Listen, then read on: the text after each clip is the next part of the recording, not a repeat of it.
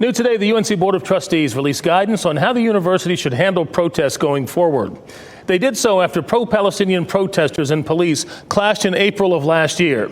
WRL's Chelsea Donovan explains how they plan to handle similar incidents in the future. It was here on the quad where officers sprayed pepper spray into the crowd. Student encampments were broken up and 150-year-old buildings were defaced.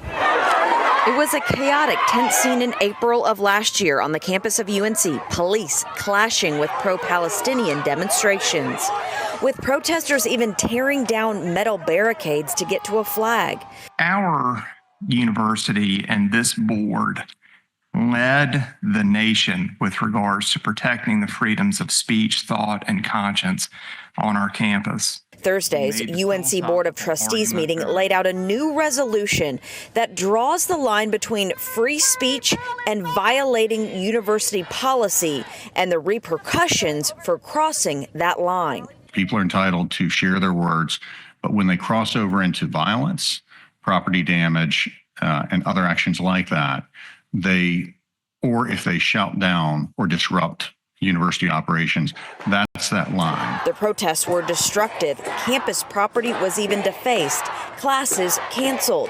One trustee said the resolution could be broader. It singles out anti-Semitism as opposed to any other hate group activity out there.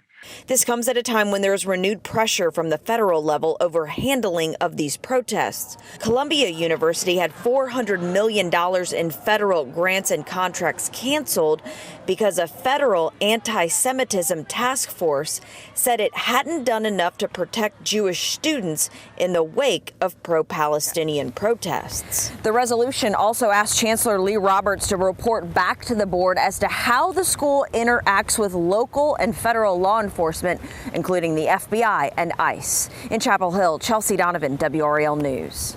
UNC Chapel Hill has received notice from the U.S. Department of Education that it is one of 60 universities under investigation for anti-Semitic discrimination and harassment. Today's measure explicitly states the school will comply with federal regulations that prohibit discrimination based on race, religion, or national origin.